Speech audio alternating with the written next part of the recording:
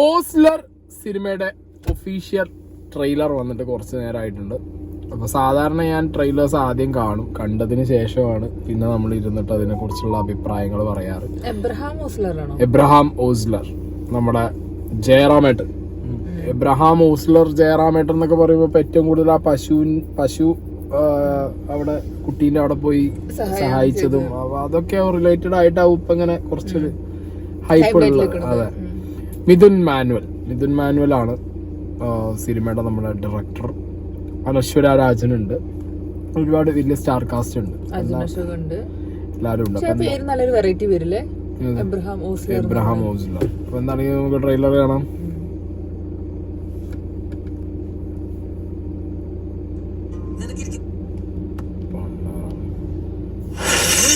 കറങ്ങി നടക്കുന്നത് നിനക്ക് എനിക്കൊരു സ്ഥലം തന്നിട്ടില്ലേ? അവിടെ ഇരുന്നാ പോരെ. എന്തിനാണ് സാറേ ഇവനൊക്കെ ഇങ്ങനെ കാശ് ചെലവാക്കി ഫുഡ് വാങ്ങി കൊടുക്കുന്നത്?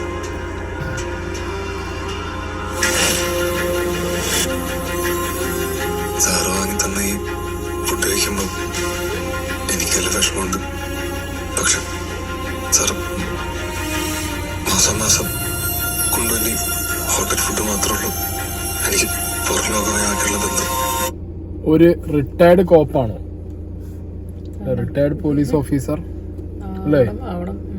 ആണ്, കാരണം ഇതില്ല കോപ്പാണെന്നുള്ള അറിയില്ല. പക്ഷെ അയാളെ ഫേസിൽ എന്തോ അല്ല, ശരി ഞാൻ ജയറാമിന്റെ മൊത്തത്തിൽ കോപ്പ് എന്ന് പറഞ്ഞപ്പോ ഞാൻ കോപ്പ് പോലീസ് അങ്ങനെയാണ് നല്ലതാണ്. നല്ല ആളോടാ കോപ്പ്. ഇത് ട്രോളറി ചാവുകയാണ്.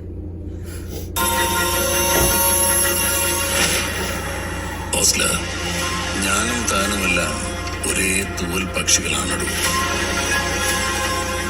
We are dead men walking,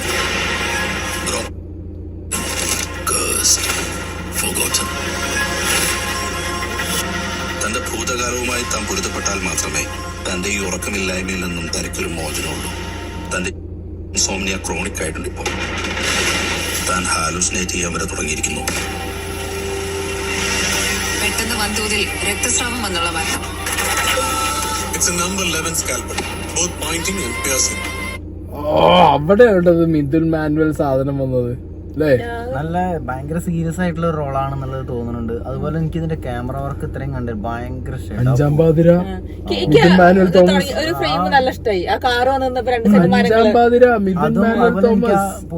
ജയില് ആ സൈഡ് കാണിച്ചതും ഭയങ്കര അടിപൊളി തോന്നി. അതിനൊക്കെ ഉത്തരം അഞ്ചാം പാതിര മിഥുൻ മാനുവൽ തോമസ്. വേറെ എന്ത് പറയണത്? അല്ല ഇതുണ്ട് എന്താ വെച്ചാൽ ഇതിനെ പറയണ കാണാൻ രസമുണ്ട്, ആ പറച്ചിലും ഒക്കെ നല്ല രസമുണ്ട്. ആൾക്കാരെ നന്നായിട്ട് പേടിപ്പിക്കാറ്. ഒരുമാതിരി പ്രേതങ്ങളുടെ ശബ്ദം പോലെ. അല്ലേ? Anything can happen to anyone, anytime. അല്ലേ?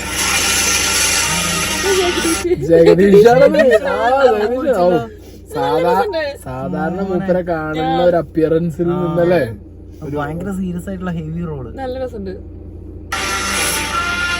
ജീവിച്ചു മതിയായ ഒരു മനുഷ്യനെ നമ്മളിനി എന്ത് പറഞ്ഞ് ഭയപ്പെടുത്താൻ? അയാളുടെ കണ്ണുകളിലുണ്ടല്ല.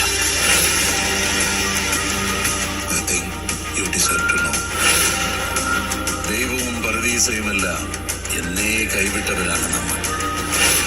നരകങ്ങളുടെ ആഴക്കയങ്ങൾക്ക് പോലും വേണ്ടാത്തത്. നമ്മുടെ ശാപമോക്ഷത്തിനായി ഒടുക്കം ചെകുത്താൻ തന്നെ നേരിട്ട് ഇറങ്ങിയാലോ. സിദ്ദിഖിന്റെ ശബ്ദമല്ലേ എന്താ ഒരു രക്ഷയില്ലട്ടോ.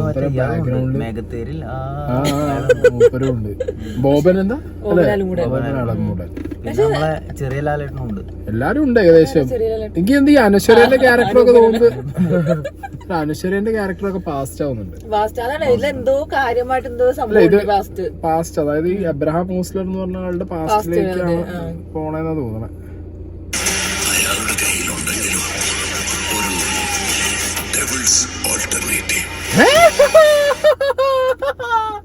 കിട്ടിയോ? ആരാ പറഞ്ഞത്?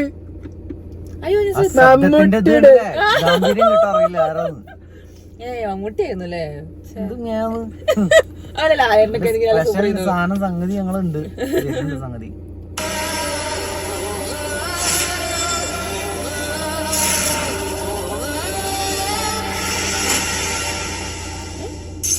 ജാനുവരി 11 11-ാം തീയതി.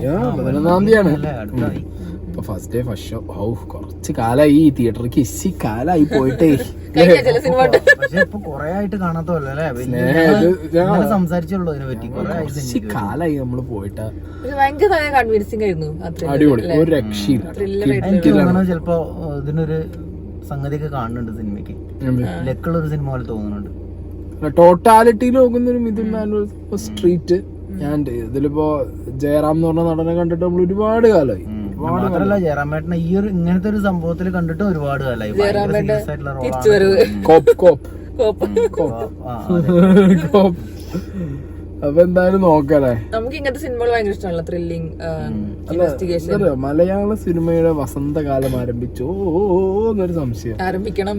ഇനി സീനിയേഴ്സിന്റെ കുറെ പടം നമുക്ക് വരാണ്ട്, ദിലീപേട്ടൻ വരാണ്ട്, ലാലേട്ടൻ വരാണ്ട്, എല്ലാരോടും വരാണ്ട്, എല്ലാരും കൂടെ. അതെ, നമ്മളെ യങ് ആൾക്കാരൊക്കെ എന്ത് ചെയ്യൂലേ വല്യ. എന്താണെങ്കിലും വെയിറ്റ്.